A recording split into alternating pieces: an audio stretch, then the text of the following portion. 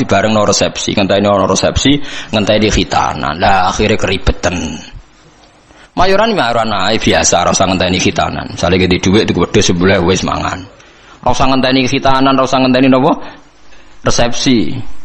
Keribetan napa? Lho ora kuat loro-lorone ora apa-apa. Kados Nabi Ibrahim kan ngoten nggih, wonten tamu malaikat langsung sebut di Qur'ane, faja'a bi ajlin hanid. Langsung di sebelahna napa pedet. Iku mayoran ta ora? Mayoran.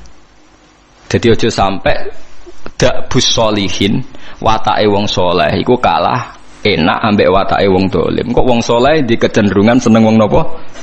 Dolim. Ya aja terus mari mati. Selain ra kuat lho maksudnya karuan ora kuat tuh karuan sebab iku karuan. Mau sampean ben roh bahwa semua ini demi kalimat napa tauhid. Mulane mayoran dibakas jejer Ka'bah. Ngene iku ja'alallahul Ka'batal Baital Harama qiyamal linnasi wasyahrul harama wal hadiya wal qalaid. Terus zalika li ta'lamu annahu ya'lamu ma fis samawati wa ma fil ard. Mayorane wong Islam ndak ape-apa oleh paling ben roh nak kabeh nikmat iki minallah. Ya engko kembaline ilallah. Misalnya kue mangan, wong Islam nak mangan ndak apa-apa ben kuat ibadah. Ndak apa-apa. Artinya kalau tauhid wis bener kok mangane ya ben kuat ibadah. Engko misalnya anak mbok jajakno seneng ben seneng ngaji. Ndak apa-apa. Wong saleh orientasine ndak apa-apa. Misalnya anak mbok jajakno seneng, engko ben seneng ngaji.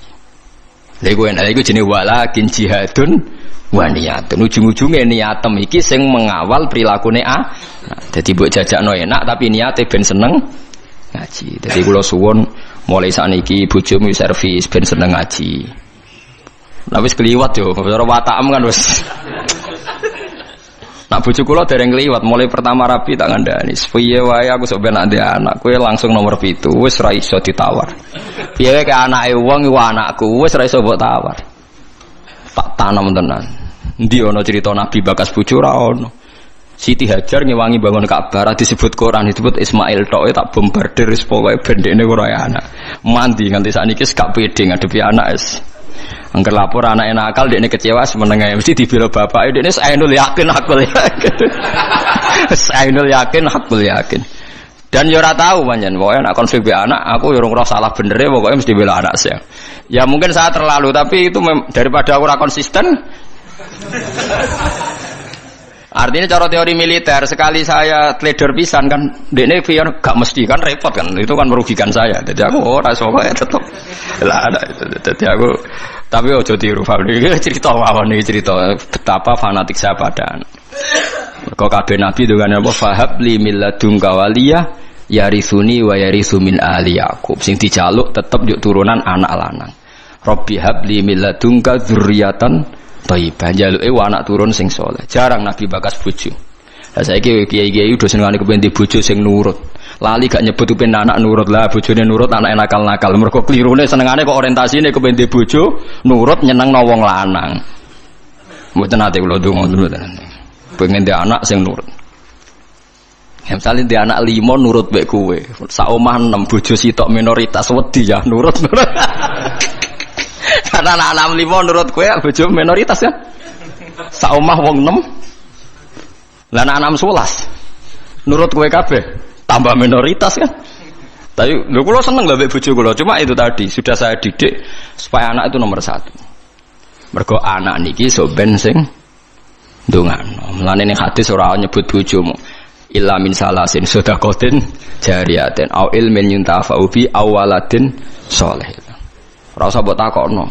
Kok bojo ora dilebokno Gus? Ora usah takokno pokoke. Kula nate ditakoki santri. Gus kena apa ning hadis ora bakas bojo? Bojo iku ora ana cara Quran, sing ana iku anak. Maksudnya piye Gus? Maksudnya kene goblok tak terangno. Maksudnya ngene lho, misale kula mati ti. Wis anak kula misale Hasan. Hasan kan ndongakno kula, berarti Hasan ndongakno wong tuane kan? Engko bojo kula mati, ya Hasan ndongakno ibuke kan? Paham nggih? Lho nggih artine bojo tetep entuk ora usah ngenteni bojo. Kula mati kan didongakno anak kan? Engko bojo kula mati. Didongakno anak kan? Artinya bojo ku entuk ya mergo pada akhirnya bojo iku ibu kan bagi anaknya kan? Ibu. Lah terus kowe kepengin misalnya ngene Ruhin. Muga-muga ora kan tapi. Misale rohen mati, arep-arep didongani bojone. Lah nek dirabi wong. Lho kan akeh kan rondo dirabi wong kan akeh. Engko bojone sing lanang mati neh, rabi meneh. Terus iku bojone sapa? Nah anak ra iso selawase anake iku sirine kena Nabi ra nyebut bojo. Sing jamin nek ejek bojone sapa? Nah anak. Ya anake terus ila yaumil qiyamah kan. Sale ke mati, ruhen arep-arep didongakno bojomu. Wong iso urip ae bojone sing dirabi wong. Lah ya pegatan nak terus dirabi wong. Pemene wis apa? Artinya umpama Nabi ngendikan au zaujatin sholihatin tatulah. Ijek bojo ta ora kan? Paham ya?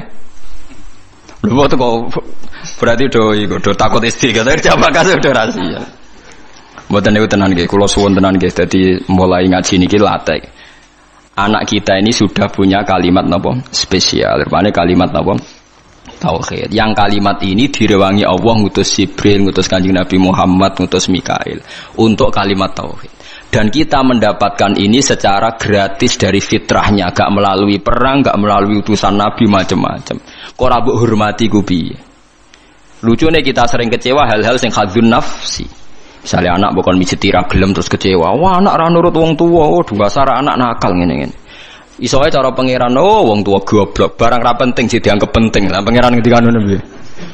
Aku yakin pangeran ning aras ngendikane ngono. Oh, dasar orang tua bento, barang ra penting sih dianggap penting. Ayo nak pangeran takokane ngono piye? Dan mungkin kan? Karena Allah ngekek hak cacilik dolanan karwar rufi alqalamu an salasin. Wong telu ora kena dihisab. Cacilik nganti balik ayo jelas dijamin hukumnya pangeran. Ora kena disalahno. Pangeran sing pangerane ra iso nyalahno perkarane dijamin. Cacilik ra salat pangeran nyalahno ta ora? Mboten kan? Cacilik udo pangeran nyalahno ta ora? Mboten kan? Kowe trimo bapake. Aku yakin wong tak omongi ngono dugu ya. Aku yakin pangeran ning aras ngendikane kowe wong tua goblok. Barang ra penting jadi dianggap apa? Penting. Wong sore Gus ra gelem wadus bocah kok. Cara pangeran ora penting. Akhirnya mulai rubah. Bareng rubah sing anakku teperan akal anak jiran bedok kaya ora ngono. Pokoke iki ajaran iki tanamno. Tapi mulai do mikir, mulai populer aja leru mulai populer. Tapi kula ndak tahu apa orang-orang itu ngenyek saya apa setuju ndak tahu. Tapi mulai dadi guyon. Jogeman nyentak anak cara Gus Bakmal. Mari kualat. Tapi wong tuwa aja nyentak anak mari apa? Kualat jare Gus Bakmal. Maksudnya apa ngenyek apa setuju ra roh. Tapi mulai mikir jelas apa ketoke mulai dipikir. Tapi insya Allah sesuai sudah setuju. Insya Allah lama-lama ngerti bombardir terus ditutur-tutur. Sesuai apa? Setuju. Nak kula setuju dini, pun setuju dini. Ke sak roh kula nggih hadise gini kok anak saleh sing ndongakno. Para nabi ngene apa wa ja'alaha kalimatam baqiyatan apa fi aqibi. Mulane Nabi Isa iku ora iso afdal kaya Nabi Muhammad. Mergo boten gadah dzurriyyah. Mergo boten gadah napa? Dzurriyyah. Dadi termasuk beja-bejane tiyang niku sing gadah napa? Dzurriyyah. Nah soal sampean mikir engko nang dzurriyahe nakal-nakal ngene. Wis ta. Selagine aja ana kalimat tauhid ki aja bakas nakal temen-temen. Semoga-moga disepuro pangeran. Piye wae wong sing lafal tauhid duwe alasan disepuro pangeran. Senajan to tahu salah. Nah, kalau nggak percaya baca di kitab Tobaqatul Auliya yang dikarang Imam Sya'roni. Beliau kalau nafsirkan ayat ini begini yang sering sampean pakai tahlil. Fa'lam annahu la ilaha illallah wastaghfir li dzambika walil mu'minina wal mu'minat. Niku dawuh Hasan Asadili nak nafsiri ngeten. Fa'lam annahu la ilaha illallah wastaghfir bidzalikal kalimat. Setelah kamu tahu la ilaha illallah, mintalah ampun karena kalimat itu. Karena siapapun yang lafadzkan kalimat itu, mbok dosa kaya apa mungkin disepuro. Karena berarti dekne gak musyrik. Beda ambek wong dosa gak duwe kalimat iku, neraka selawase lawas. Mergo innallaha la yaghfiru ayyushraka bihi wa yaghfiru ma duna dzalik. Saya itu sampai nangis maca kitabnya. Jadi kula pahalane nggih oleh Hasan Sane. Fa'lam annahu la ilaha illallah wastaghfir li dzambika bitil kalimah. Artinya siapapun yang sudah kadung lafaz la ilaha illallah berhak disepuro. Buktine apa sing ra nglafadzno iku ora iso disepuro kan karena dianggap syirik. Artinya kalimat iku wis degja ya wis napa? Degja ya. Artinya anak-anak selagine di tauhid kok salah-salah lah mungkin disepuro mergo barokah kalimat tauhid. Mergo sing ra iso disepuro sing duwe dosa syirik. Artinya sing lafal la ilaha illallah ora napa? Syirik. Mulane dari Hasan Sadali wastaghfir dzambika bitil kalimat. Paham ya? Bitil apa? Kalimat. Karena tanpa kalimat itu dosa kita tidak bisa napa diampuni. Karena kita berarti di dosa napa? Syirik. Artinya kena bayang anak putumu sampai nakal-nakal kaya bapake kaya bae misalnya kan berarti lah jong pokoke kowe tak titipi kalimat napa? Tauhid. Lah liwat titipan kalimat iku wis iso disepuro. Mulane fata amal dari jari Hasan Sadali maka harus kamu angen-angen ayat ini karena sak paket kan fa'lam annahu la ilaha illallah wastaghfir li dzambik bitil kalimat. Mulane urutan tahlil hak jenis bener. Sebuti urutan tahlil biasanya ngawiti dalil fa'lam annahu la ilaha illallah. Mboten sing golek di sepuro bareng no. Niku sing pokoke intine niku biniyati taqarrub, mari tahlil beda-beda. Kula nu tahlil Pasuruan yo ora paham. Tahlil Yogyakarta ora paham, nek Rembang ora paham, tiap kiai kok tahlile beda-beda, pembedarane alim apa piye yo ora roh. Lah kaya la ilaha illallah kalimatu haqqin 'alaiha nahya wa 'alaiha namut. Nak teng daerah kula wabiha. Nak teng mriki wa 'alaiha. Nak teng Pati wabiha. Teng Rembang wabiha. Wonten kiai sing genane wa biha wa 'alaiha. Ora sing biha wa 'alaiha. Nak logikane nggih biha, tapi itu mriki 'alaiha ya. Sebagai kalimatu haqqin 'alaiha nahya wa 'alaiha namut wa 'alaiha nupas.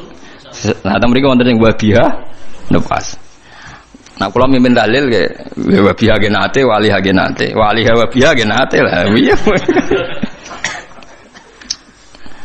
Jangan seneng tak pimpin tahlil ora krana kula napa-napa, seneng cepete. Mun nggih mboten usah maca kata-kata penting ikhlas warga mun mantep bae kula. Mun maca ping 7 mawon itu sebar wah tetes cepet. Wah, semua wong awam repot. Dilatih cepet, seneng cepet. Engko ya akhire ra eling pangeran. Dilatih suwi gremeng ya akhire ra eling pangeran angel. Atau wong awam wis kadung angel. Lah iya nak dilatih suwi kok gremeng, akhirnya gremengi kalimat tauhid yo elek. Dilatih cepet ora seneng kalimat tauhid, seneng cepete. Lah yo elek meneh kan. Oh, dasar wong ora iso bener. Wes. Likulli ummatin niku tetep kedhe saben-saben umat jalna gawe sapa ingsun mansakan enggo ibadah. Bi fathis sin wa kasriha mansikan. Syariatan tegese syariat hum kang utawa wong akeh nasiku wong sing nglakoni ning syariat utawa ing mansak. Amiluna tegese nglakoni kabeh bihi bil mansak. Kabeh umat itu tak gawe tatanan sing beda sing dadi aturane. Fala yunaziuna mongko do geman tentang sapa ngakeh ka ing sira. Yuradu den karsana bi iklan dawuh la yunaziuna ka padha la tunazihum. Tegese aja nentang sira Muhammad hum ing kula ummah fil amri ing dalam urusan apa wae. Nak teng mriki amri dhabi hati tegese urusan sesembelian. Isqalu nalikane ngucap sapa ngakeh ma qatallah. Mau te perkara kota lakang mateni sapa Allah iku ahakul we berhak antak kulu ento mangan sira kabeh ing makota Allah mimma dibanding perkara kota tungkang mateni sira kabeh oleh kurang ajar. Dadi wong kafir ya cerdas-cerdas. Mat, nek wedhus mati sing mateni sapa mat? Allah. Nek ana wedhus mati langsung lho, sing mateni sapa mat? Allah. Agamamu aneh mat, sing dipateni Allah langsung haram, sing dipateni lewat tangan manusa halal. Kudune sing mati langsung ku sing halal mergo sentuhan Tuhan langsung ngono. Ora kacer ta. Sesengan. Lah ya umpama logikane manusa iku kamu toleransi, logika itu kan masuk akal juga kan? Mergo sing dipateni Allah langsung kok haram, sing dipateni manusa halal. Iku aneh cara wong kafir napa? Aneh lah. Wis kacau. Mulane jare Kanjeng Nabi, jare pangeran ngendikane pangeran aja urusi mat cangkeme wong kafir. Perkara iki wis kadang wong kafir nak ngomong nggih masuk akal lah. Mulane iku digatekno cangkeme wong-wong iku. Watulan aja-aja sira ila rabbika maring pangeran sira ila dinihi tegese maring agamane Allah. Innaka satamne sira iku ala hudan ing dene ngatasé petunjuk dine tegese agama mustaqimin kan jejeg. Wa in jadalu lamun maidu sapa ngakeh ka ing sira fi amridin ing dalem urusan agama fakul mongko ngucap sira Allahu ta'ala alamu dat sing luwih pirsa ta sing pirsa bima kan apa tak maluna kang lakoni sira kabeh fa yujazikum mongko males sapa wa kum sira kabeh alaihi ngatasé mata malun wa hadza utawi iki ku qoblal amri sedurunge den perintah bil kita lan perang Allahu ta'ala yahkumu nguputungi sapa Allah benakum Allah sing gawe keputusan benakum ayyuhal mukminun wal kafirun yaumal kiamat ing dalam dina kiamat fima ing dalam perkara kuntum kang ana sira kabeh fi ing dalam ayu tahtalifuna sira kabeh bi ayakula gambare araf yen to tahtalifuna kang sulaya sira kabeh bi ayakula manane ikhtilafu bi ayakula gambare araf yen to ngucap sapa kulun saben-saben suci minal fariqa ini sanging kelompok loro khilafa qaulil akhar kelawan bedane pengucapan sing liya pokoke wong khilaf ku sementing asal beda alam ta'ala ana ta ora ngerti sira al-istifham fil takrir kono temono hukum anna wa ing satmana wa ta'ala ya alam pirsa sapa Allah mak ing apa wae fis sama ing dalem langit wal ardi lan bumi inna dzalika sak temene mengkon-mengkon kabeh kena apa Allah kok pirsa apa sing langit bumi mergo sedurunge digawe wis ditulis ning Allah napa mahfud inna dzalika sak temene mengkon-mengkon kabeh madzikira fi kitabin mate kese perkara zikir kang den sebut apa mayu fi kitab ini dalam kitab wa te kitab Allahul Mahfud Allah iku catetan al mahfudu kang den jaga iku niku Allah Mahfud catetan riyen ora ning kertas teng Allah jareke iku ana manani sabak inna dalika sak temene mungkon-mungkon kabeh ilma ma tegese ilmune perkara zikir kang den sebut apa ma ala wa ing atas apa ya sirun gampang esahlun tegese gampang wassalamualaikum warahmatullahi wabarakatuh. Jadi kalau Harun Rasid pas ngaji sebagai santri, tapi kalau Imam Malik ngurus KTP ya sebagai rakyat, ya antri, ya beliau yang datang. Jadi itu sudah ada percontohan hubungan yang sangat elegan, yang sangat saling menghormati antara seorang umara, yaitu zaman itu Harun Ar-Rasyid dengan Imam Malik. Padahal kitab Muwatta itu kitab yang sangat luar biasa. Akhirnya suatu saat anak-anaknya Harun Rasyid itu disuruh ngaji. Niku penggaweannya niku pekerjaannya itu suruh bawa kendinya Imam Malik kalau mau wudu. Pernah suatu saat Imam Malik wudu yang mengucurkan air itu putranya Harun Ar-Rasyid. Hanya dikucurkan ketika basuh wajah dan tangan. Pas Harun Rasyid lewat dinasihati juga. Halla ghusal taqaddamaihi. Harusnya kamu tidak hanya mengucurkan untuk wajahnya, juga untuk kakinya. Padahal itu anak seorang presiden. Jadi betapa dulu itu harkat dan martabat ilmu itu sangat dihormati. Nah, kenapa demikian? Karena ilmu ini yang membentuk sebuah bangsa. Jadi kalau kita berpikir jernih ya, oke kita ada BNN ya, polisi yang nangani narkoba, terus ada beberapa jabatan atau institusi negara yang bisa mengawal kecurangan. Misalnya ada KPK, ada BPK dan sebagainya. Tapi tanpa masyarakat dibentuk kiai dan dibentuk norma-norma agama, itu capek. Mayoritas orang tidak mencuri, itu ya barokahnya dididik kalau mencuri itu dosa, kalau nanti masuk neraka. Sebelum ada KPK dan BPK, itu orang tidak nyuri ya sudah banyak. Karena memang tidak nyurinya itu faktor agama, bukan karena takut KPK. Artinya tanpa agama, tanpa nilai-nilai norma, itu nggak bisa kebayang Indonesia. Karena orang nanti nggak maksiatnya atau nggak salahnya itu takut aparat, bukan takut Tuhan. Makanya kalau guyonan anekdot khas itu ada orang melanggar rambu-rambu, ketangkep polisi. Kamu tidak tahu kalau ini larangan? Ya tahu Pak. Kenapa tetap melanggar? Karena tidak tahu Bapak di sini. Itu menunjuk polisinya. Itu khas Indonesia. Jadi kalau nggak melanggar itu karena takut aparat, bukan karena kesadaran hukum. Tapi kalau urusan rambu-rambu itu seperti itu. Tapi kalau urusan orang tidak zina, tidak maling, tidak korupsi, itu hampir mayoritas orang Indonesia. Itu karena takut azab Allah atau takut dosa. Sehingga di desa terbelakang yang enggak terjangkau polisi atau di daerah-daerah yang sangat terpencil, itu perilaku leluhur, yaitu tidak nyuri, tidak zina, tidak apa, itu ya tetap jalan. Karena mereka memang dididik oleh agama. Sehingga keinginan kita terbesar adalah bahwa sesuai konsep Imam Ghazali, al-ulama wal umara tau'amani. Jadi ada sinergi lah antara ulama dan umara. Dulu biasa raja-raja itu ngaji sama ulama. Tapi ulama juga biasa antri di kerajaan untuk ngurus administrasi negara. Jadi beliau-beliau ya bisa sebagai rakyat, tapi juga sekaligus sebagai guru. Karena beliau-beliau ini orang-orang yang bisa menanggalkan egonya.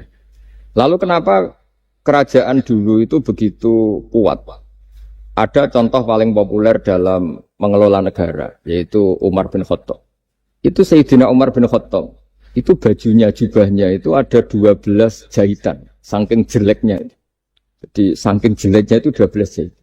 Ada pernah seorang kiai yang cerita, ketika Baitul Maqdis itu ditaklukkan oleh pasukan Umar, itu beliau harus naik unta dari Madinah sampai Yerusalem. Karena kerajaan yang ditaklukkan itu membayangkan Umar itu seorang presiden, seorang khalifah pasti wah.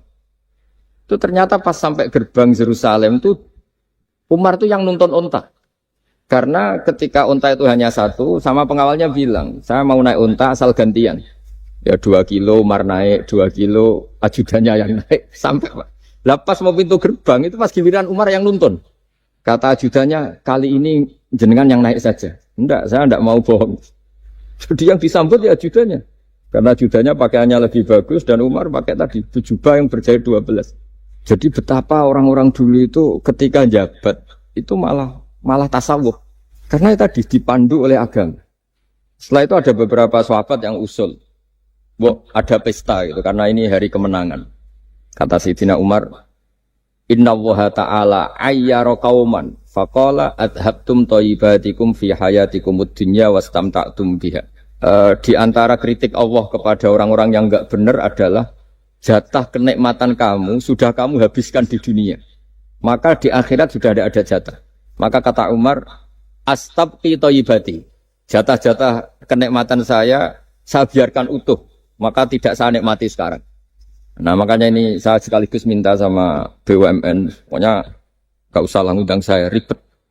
Selain ribet ya soalnya ngaji saja. Saya ini jadi kiai itu ya bingung. Ya sering dihormati orang, dicucuk, kadang disangoni. Kalau kadang ya mikir, nak jatah kontak terus piye. Makanya saya tuh ya sering ngebes, ya biasa saja hidup saya. Karena saya tidak ingin jatah saya ini habis. Tapi kadang-kadang orang itu ingin berlebihan menghormati kiai. Saya berkali-kali bilang, ketika ada orang menghormati saya itu yang repot saya. Yang menghormati benar karena menghormati kiai. Tapi kiainya yang masalah kan. Kalau tidak bisa ngelola hatinya jadi tamak, jadi gitu. Makanya ini kan ya sudah saya tetap sebagai kiai ngajarkan ikhlas. Makanya guyonan di kitab-kitab dulu. Kalau ada orang cantik sowan kiai itu kata kiainya, saya yang bingung. Kamu melihat saya ibadah, saya melihat kamu masalah. jadi tapi kalau kiainya agak soleh ya enak sama-sama seneng kan. Masalahnya kita ini soleh, paling enggak berusaha soleh. Ya jadi kalau Pak Aryo sowan sini itu dia benar, sudah sopan lah sama kiai, beliau pejabat sopan. Saya yang masalah kan. Misalnya saya ke Jakarta terus ingat Pak Aryo ingin difasilitasi, saya kan jadi repot. Makanya kemungkinannya kecil, kalau saya ke Jakarta tak hubungin itu kecil dan tidak perlu tersinggung. Saya selama ini ya sering ke Jakarta ya biasa. Saya hampir per 3 bulan atau 4 bulan datang ke pondoknya Pak Kures. Ya jarang hubungi pejabat. Ya sudah kalau mau ngaji. Nah kenapa saya menekankan ikhlas? Karena ini kan acara khataman. Di antara pokok dari ajaran Quran adalah wa ma umiru illa liya'budu waha mukhlishina lahuddin. Jadi kalau sudah berani beragama ya kita harus ikhlas. Dan saya berkali-kali bilang ikhlas itu mudah. Harus dilatih. Saya berkali-kali memberi analogi itu gampang sekali. Lama sekali kita bilang kalau yang putih itu putih. Lama sekali kita bilang yang hitam itu hitam. Itu tidak ada yang gaji. Kenapa kita mengatakan tembok ini putih? Karena memang putih.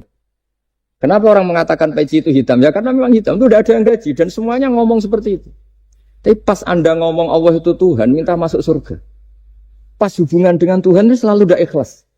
Padahal kita biasa ngomong hakikat ini ikhlas. Kita ngomong tembok ini putih ikhlas, ngomong peci hitam itu. Pas ngomong kalau Allah itu Tuhan, minta surga.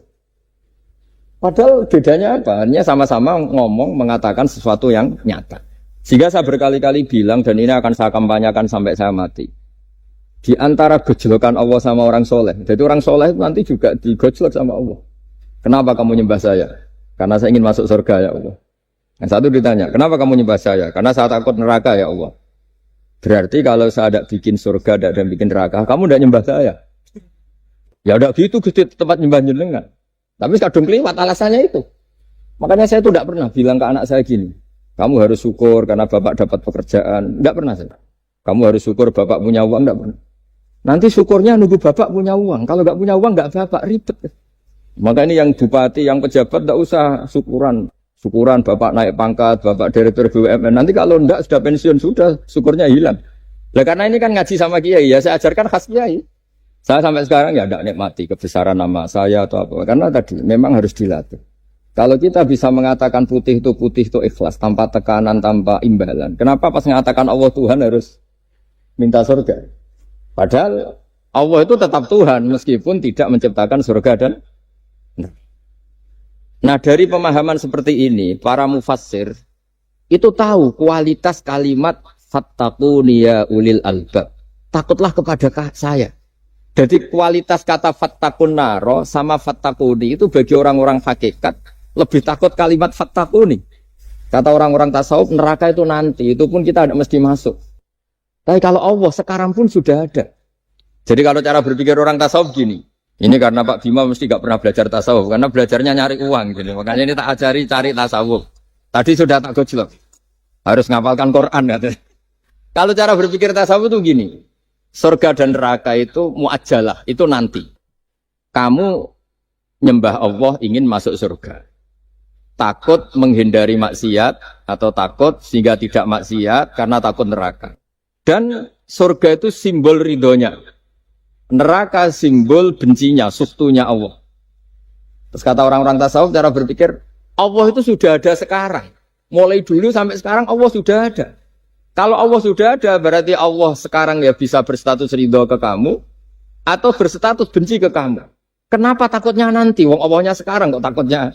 Ya sekarang juga. Kamu harus amal tuh nakdan. Nakdan tuh cash. Allahnya ada sekarang, ya ibadahnya harus ada sekarang. Makanya kata orang-orang tasawuf, andaikan Allah tidak bikin surga atau neraka, ya saya tetap nyembah karena surga itu simbol ridhonya. Bahwa surga itu nyata ada, ya nyata ada. Dengan segala fasilitasnya itu nyata ada. Tapi bahwa surga itu tetap kamu masuk surga karena cari ridhonya Allah. Kalau Allahnya sudah ada, berarti ridhonya sekarang sudah ada. Harus kamu cari sekarang, jangan nanti. Sehingga kadang-kadang orang yang ingin masuk surga itu ya kelasnya kelas amatir. Masyhur itu. Ada seorang wali masuk surga ketemu Allah ditanya. Karena wali ini biasa mensafaati murid-muridnya. Ya Allah, kenapa murid-murid saya tidak kelihatan sowan jenengan? Murid-murid kamu ingin masuk surga karena ingin makan enak, punya bidadari cantik-cantik itu di sana. Tapi mereka lupa saya. Jadi akhirnya di surga tapi nggak ketemu Tuhan. Karena inginnya ya sudah trauma punya istri jelek, cerewet. Banyak loh orang yang masuk surga itu yang agak kacau. Enak sudah surga. Nanti di sana nggak usah sholat, nggak usah puasa. Jadi sholat yang sekarang nggak ada problem. Jadi banyak itu orang-orang Islam yang Islamnya mungkin imannya amatiran. Wah enak masuk surga, nggak ada subuh lagi, nggak ada puasa, bebas.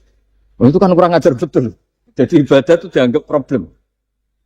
Bandingkan di cerita dunia wali itu ada wali bertanya gini, ya Allah apa di surga itu ada sholat? Ditanya sama Allah, kenapa kamu tanya gitu? Kalau tidak ada sholat mendingan saya ada di surga. Dia tidak bisa membayangkan ada kenikmatan di atas sholat. Nah kalau jenengan kan nggak bisa membayangkan kalau di surga masih disuruh sholat. Sampai sekarang aja kita tahu berhentinya sholat itu kapan. Kalau sampean tanya gitu, kalau ingin berhenti sholat nggak wajib, majnun. Jadi orang gila langsung nggak wajib. Jadi artinya harus dilatih ilmu-ilmu tasawuf seperti ini supaya hidup itu nyaman. Hidup itu nyaman.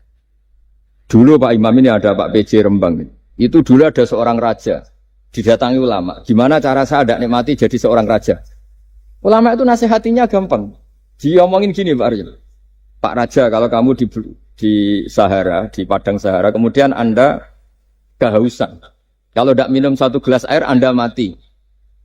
Apakah? Terus kemudian yang punya air bilang gini, kamu tak kasih air, tapi syaratnya kerajaannya kasihkan saya. Kamu kasihkan apa milih mati? Wah ya milih dikasih air. Mendingan nggak jadi raja tapi hidup. Terus la tafrah bimulkin la yusawi kak samain. Kamu jangan bangga dengan satu kekuasaan, dengan satu kerajaan yang nilainya sama dengan segelas air. Akhirnya dia terjadi raja yang soleh karena ternyata apa? La yusawi kak samain, tidak sama atau ya nilainya itu masih kita-kita yang rakyat yang tidak jabat. Misalnya masyarakat, itu ya harus berpikir gitu.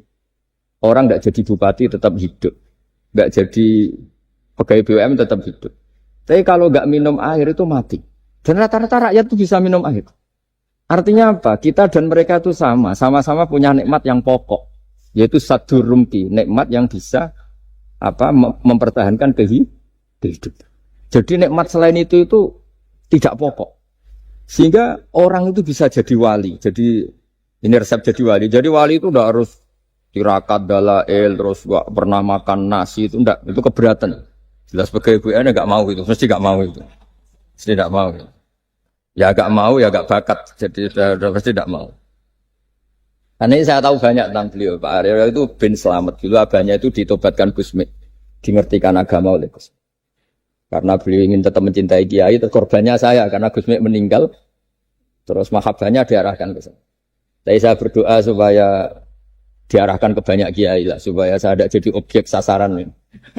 Nanti juga repot ini. Saya itu sering disewani orang dari Kalimantan, Sulawesi, saya ingin idolakan jenengan, saya ingin dekat dengan jangan. Ya sudah lah, pakai kiai lokal di sana aja. Jadi sampai tidak ganggu saya, terus kiai lokal di sana juga tidak mahjub oleh saya. Kata. Saya teruskan. Jadi dulu para raja itu dilatih oleh ulama, termasuk dilatih begitu. Kamu punya kamar 1000, kalau tidur per 5 menit ganti kamar. Karena eman sudah dibikin kok nggak dipakai. Nggak juga, punya kamar 1000 yang dipakai hanya 1. Ngapain punya 1000 yang dipakai hanya punya baju 1 lemari, yang dipakai hanya 1. Apa mentang-mentang bajunya 5 terus pakai rangkepan sampai 5. Punya mobil 5 yang dipakai ya. Jadi orang dulu itu dilatih sebegitu. Sehingga dulu itu tidak ada raja kecuali punya penasehat. Zaman belum Islam ada resi, kalau setelah Islam ada ulama. Sehingga mereka bisa menertawakan kerajaan. Maksudnya dianggap biasa. Ada seorang raja ditanya ulama, khas seorang raja itu apa? Merintah tidak bisa diperintah. Terus si ulama ini tiap pagi itu datang ke atas gunung, cari tempat paling tinggi terus mutola'ah kitab. Setelah mutola'ah kitab ya wasik ya. Kayak saya kalau belajar ya asik. Ngalang-ngalain jagungan sama pegawai BUMN kalau saya sudah belajar. Terus dia bilang, enaknya apa jadi raja? Saya di sini nggak ada yang memerintahkan saya. Berarti saya dengan raja sama. Dan kelebihan saya juga tidak ada yang ganggu. Kalau raja masih banyak yang ganggu. Artinya bisa mengolah. Kalau sekarang enggak. Banyak kiai yang melihat pejabat itu kayak gimana. Wong kok mulyane ngono. Buka pintu aja enggak pernah. Mulyane kayak gitu. Yang jenis ini dia rugi. Sudah iri. Enggak punya kenikmatan sendiri. Ulama dulu itu bisa mengelola kenikmatannya sendiri. Dengan cara seperti itu. Makanya masyhur Sayyidina Ali itu kalau malam. Itu diantara sebab beliau tambah dekat sama Allah. Itu diantara wiridannya itu bukan kayak wiridan kita itu enggak. Wiridannya begini. Ya Allah, kafani izzan antakuna li robban. Wa kafani fakhran an akuna laka abdan. Saya sebagai manusia ini sudah sempurna. Punya Tuhan engkau. Tuhan yang maha dahsyat, maha top. Kayak apa nyesalnya saya kalau punya Tuhan hanya sebuah batu. Hanya pahatan batu. Atau Tuhan yang mati, atau Tuhan yang kelaparan. Wa kafani fakhran an akuna laka abdan. Dan saya ini bangga karena jadi hambamu. Jadi orang dulu itu nyembah Allah itu tidak harus dengan kalimat subhanallah akbar. Tapi punya kesimpulan yang menjadikan mereka ini nyaman dengan Allah. Abu Yazid Al-Bustami itu diangkat jadi wali setinggi-tingginya. Itu diantaranya, kalau wiridan bilang gini. Ya Allah, kenapa engkau ngasih makan saya? Ini aneh. Kenapa engkau ngasih minum saya itu aneh. Di mana-mana orang memberi itu ada kepentingannya. Misalnya majikan, bayari karyawan karena ada kepentingannya. Malah kalau di fikih itu agak absurd. Fikih itu hubungan suami istri itu agak kacau kalau dalam fikih. Lelaki itu tidak wajib nafkahi istrinya kalau tidak ngasih. Jadi kayak agak-agak transaksi. Dan istrinya punya hak nggak mau diajak kalau nggak dikasih nafkah. Jadi makanya dulu Mbah Mun tuh kalau ngajar saya fikih itu ngajari wong perhitungan. Jadi maksudnya wong ambek bojo kok perhitungan. Tapi di mana-mana hubungannya orang tuh begitu. Wong kenal kiai, nak orang mloro kiai diatur ngene iki ora marem. Singkat cerita Bu Yazid itu tuh, ya Allah engkau zat yang luar biasa. Engkau tidak butuh saya tapi ngasih saya. Ini fenomena aneh. Di mana-mana orang ngasih itu ada kepentingannya, apalagi pilkada. Wah, itu tambah banyak kepentingan. Artinya dia bisa mensifati Allah dengan cara yang enggak kebayang orang lain. Allah itu tidak butuh kita. Tanpa kita ya sudah jadi Tuhan. Tapi ngasih apa ya Allah alasan kau mengasihi saya? Wong saya engkau tidak butuh saya. Di mana-mana orang ngasih itu kan karena butuh. Misalnya kamu ngasih anak, apapun alasan ikhlas Anda ini karena nyaman. Anak ini menjadi hiburan. Tetap seneng ya. Ada unsur kamu itu dapat timbal balik. Setidaknya seneng. Atau ngasih rival politik kamu, setidaknya ya karena safety lah kata tadi Pak Ari. Bergak beruntak teman-teman. Pokoknya ada kepentingan. Tapi Allah ini zat yang nggak punya kepentingan, kemudian tetap ngasih. Dari situ terus dia punya cara mencintai Allah. Jadi wali-wali dulu itu punya cara untuk mencintai Allah. Dengan cara seperti itu. Makanya ada wali yang nangani orang-orang macam-macam. Kayak Gusme itu masyhur, beliau nangani orang fasik, orang macam-macam. Dulu itu ya ada seorang wali itu jadi wali karena beli narkoba. Tapi bukan untuk diminum, untuk dimusnahkan. Tapi kalau sekarang nggak mungkin karena narkoba harganya sudah miliaran, triliunan. Kalau dulu mungkin. Jadi ceritanya itu kampung dulu kan terpisah-pisah oleh gunung oleh apa. Singkat cerita si wali ini setiap ada bandar narkoba dulu pakai homer. Homer kalau dulu arah. Dibeli sama dia. Dibeli setelah agennya pergi dilarungkan pokoknya dibuang. Begitu terus. Suatu saat si pengedar narkoba ini heran. Kampung situ itu selalu tak kirimin homer kok gak ada yang mabuk. Tapi dibayar cash. Malah masih orang ini meninggal wangi. Ternyata dia tidak ingin kampungnya itu mabuk. Sehingga dicegat di jalan supaya homer ini tidak sampai ke kampung. Nah, sekarang kan tidak mungkin narkoba semahal itu. Tapi apapun itu kembali ke ulama dan umaro. Alhamdulillah di Indonesia itu ulama ya mati-matian supaya generasinya tidak terlibat narkoba dengan cara ditakutkan neraka. Umarok juga melakukan itu dengan cara ditakutkan penjara.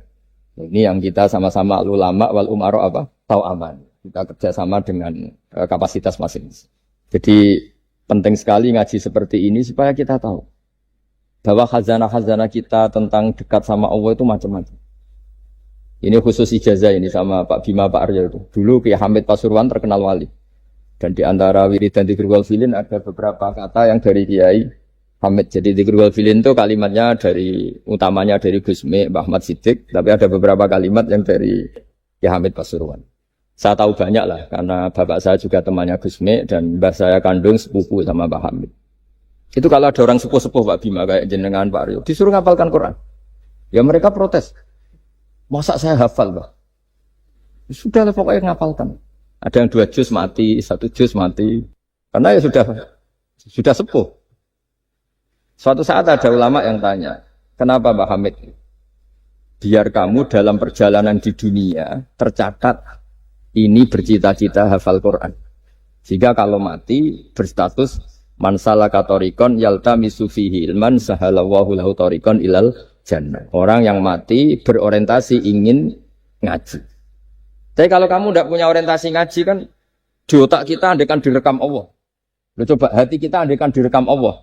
Ingin kaya, ingin punya gunung, ingin punya alpat, ingin punya ini itu. Coba kalau itu nanti disetel di akhirat. Tapi kalau kamu ingin ngapalkan Quran kan setidaknya pas disetel udah keren. Ingin hafal Quran meskipun tidak hafal-hafal gitu. Ingin hafal itu. Meskipun nanti kalau malaikatnya drengki ditambahin meskipun. Tapi insya Allah malaikat ada yang drengki.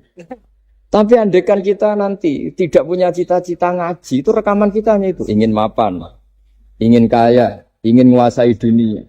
Betapa malunya kita kalau rekaman itu kita dengar di depan Allah. Padahal nanti niat ini yang dihitung. Faman kanat hijratuhu ilallah wa rasulih, fa hijratuhu ilallahi wa rasulih. Orang yang orientasinya hijrah. Hijrah itu meninggalkan yang buruk menuju yang lebih baik. Hanya untuk Allah dan Rasul, maka ya dihitung ke sana. Jadi misalnya Pak Bima, Pak Aryo ngapalkan Quran, hafal-hafalnya. Tapi berarti perjalanannya ini mencari ridhonya Allah, itu ditulis. Tapi kalau kita orientasinya ingin mapan, ingin sejahtera, ya ditulis. Ini ingin punya rumah 2, ingin punya rumah di berbagai provinsi. Ini coba kalau itu nanti direkam. Terus ditanya Allah, inginnya kamu apa sih di dunia? Dan itu bisa menjadi status kita. Ngeri kan? Kita ketemu Allah dengan status tidak pencari Allah dan Rasul, tapi pencari kemapa? Itu cara Mbah Hamid untuk mendidik supaya orang itu orientasinya kepada Allah dan Rasul. Disuruh ngapalkan. Ini Pak Aryo cerita, bapaknya hanya disuruh ngapalkan apa? Rabbana dalam urusan. Itu semalam enggak hafal-hafal. Dan alhamdulillah nggak hafalnya ditiru anaknya. Susahnya kemarin pas ngaji sama saya di kamar saya, saya punya kantor di depan rumah saya. Ya nggak hafal-hafal. Bener-bener konsisten. Jadi dulu bapaknya itu ketemu Gus Mek di hotel, dia ajarin semalam enggak hafal. Akhirnya hafal. Iya, tapi nunggu sekian tahun mungkin. Jadi yang penting, jadi ulama dulu itu pinter cara menuntun umat menuju Allah dan